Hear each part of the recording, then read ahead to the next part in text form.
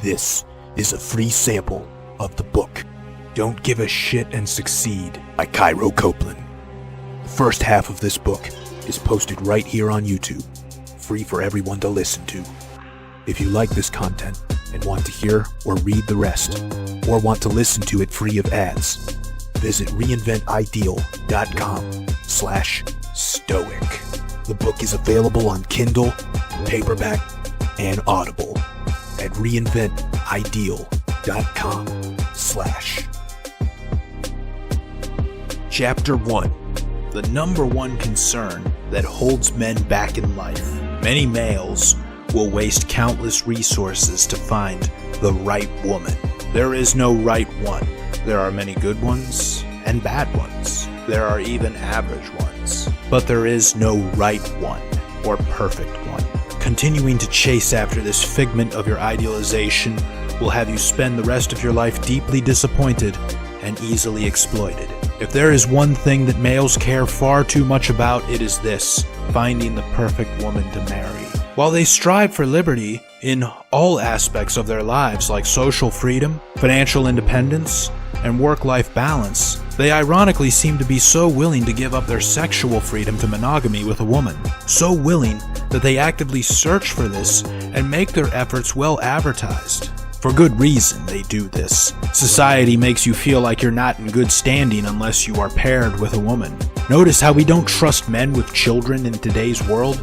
If you see a random guy by himself talk to a child, you suspect something bad. But if he has a woman with him, then it's perfectly alright. At all the adult resorts and clubs I've been to, women and couples get in at reasonable prices, but single guys pay 3 times as much for entry. Further, an unquenchable thirst for sex demands you do this as well. Your need for a woman comes from both the external world and your internal self. But is it worth all the trouble, energy, effort, and expense that most males are willing to put into it?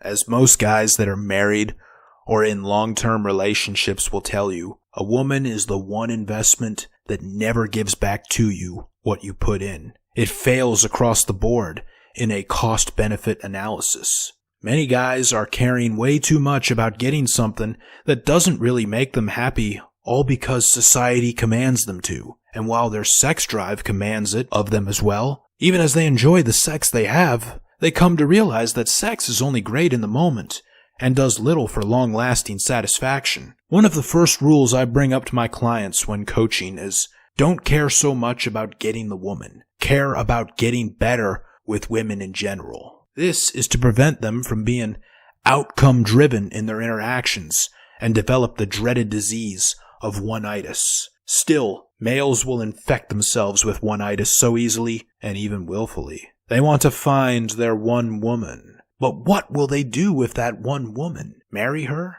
My question to you then is, why is it important for you to get married? It's nothing but a bad deal for men. I would tell you not to seek nor promise monogamy to a woman at all. Humans are just not made for monogamy. Ever wonder why you find the idea of sleeping with your mother or your sister disgusting? Even if your sister were Kate Upton, you'd be grossed out at the idea of tongue-kissing her. Know why? During the caveman days, nature did not want you sleeping with your mother or sister. That was bad for the gene pool and would produce terribly flawed offspring. So it had to compel you to want sex with other women. That's why you get bored sexually with a woman you are monogamous with. This is often why sex declines in marriages as time goes on, and it's definitely why cohabitating couples often end up breaking up. The course of nature is to discourage monogamous behavior, so why try to fight it? Not only that, but when you are around a woman too much, your testosterone declines. If you get married to, cohabitate with, or just see the same woman over and over again, you will lose testosterone. After the birth of your child, it could decline as much as 30%. This is nature's way of making sure you are not running around looking for women to bang.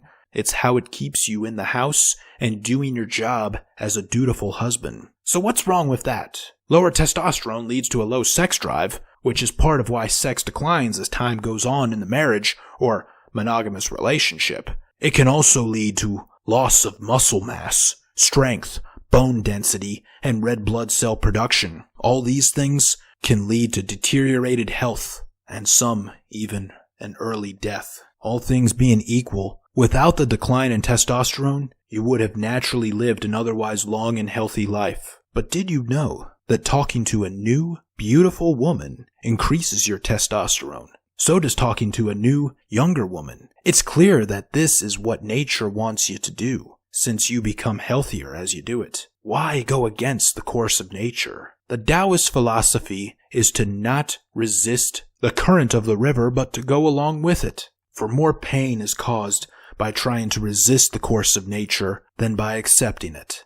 Even when the course of nature is difficult and unpleasant. In fact, the experiences that will benefit you the most are the ones that are the most unpleasant to experience. It was never in your nature to be monogamous, yet you feel so strongly compelled that you must be, as the social imperatives command you to be. And that's what pushes you to give so much of a shit about finding the right one when there is no right one. You care so much about winning a life or death game that you shouldn't even play because it's so dangerous you can lose your life even if you win it. Humans have tried to outsmart nature by establishing and enforcing the idea and institution of marriage and monogamy, but their attempts have failed across the board, as evidenced by the 50% failure rate of marriages. Let's also not forget that the other 50% that do not get divorced are often equally miserable, being stuck with someone they are no longer attracted to nor enjoy spending time with. They try to condition males against their nature by force-feeding them various myths,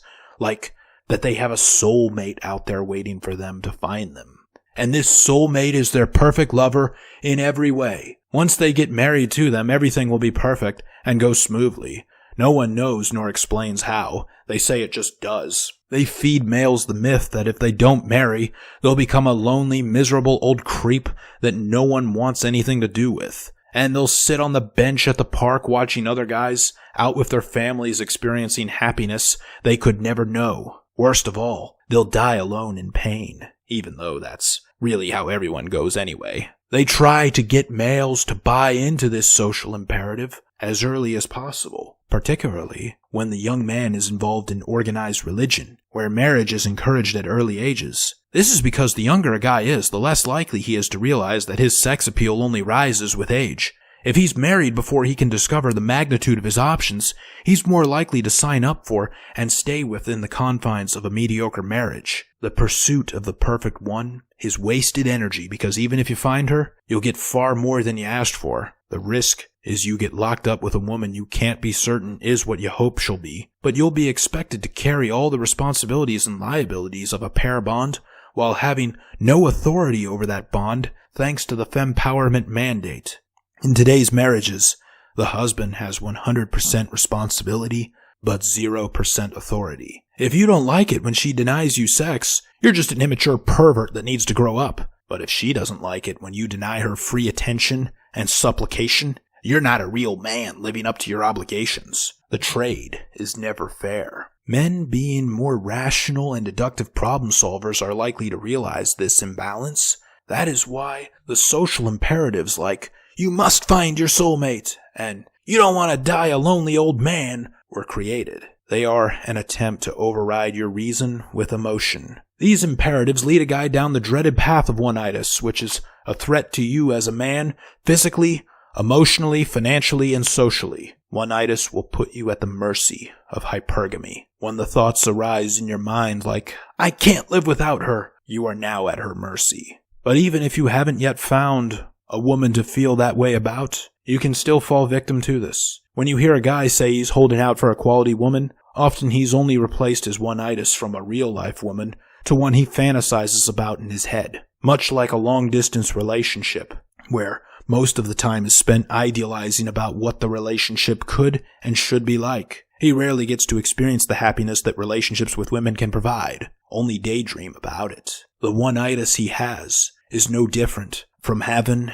an imaginary friend. This isn't to advocate the MGTOW path. This isn't to say suppress your sex drive. Instead, when everything within you is screaming that you must have a woman, ask yourself why. Ask what long-term happiness it will really bring you. If you're over 30 and have been in relationships before, you know the limitations on happiness provision in relationships. Finally, if you are under 30, there is no good reason for you to seek or be in a serious long-term relationship right now. If you are in one, really examine how much benefit it's providing for you as honestly as you can. More than likely, it's holding you back from accomplishing so much. If you are seeking one, you are best served to stop right now because this will be the hardest time in your life to present yourself as appealing to a woman. Males just take longer to mature and make something of themselves. Most women will not consider nor take you seriously when you're young. Age 18 to 30, you find yourself taking so many hits and losses when it comes to dating. But once you turn 30, something truly magical happens. Suddenly, women that used to ignore you now start to notice you, even chase you. From age 30 to 40 is when males reach their peak sex appeal to women. This is when they have more dating options than they've ever had before. This is when women will even accept being one of your many girlfriends. They'd rather share a quality man than have a dedicated simp.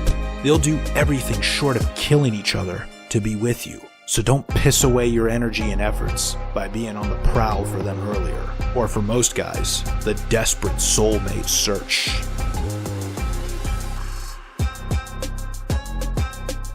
Thank you for listening to this free sample of the book, Don't Give a Shit and Succeed by Cairo Copeland. If you enjoyed it and want to hear or read the rest, or want to listen to it free of ads, visit reinventideal.com/stoic. The book is available on Kindle, paperback, and Audible at reinventideal.com/stoic.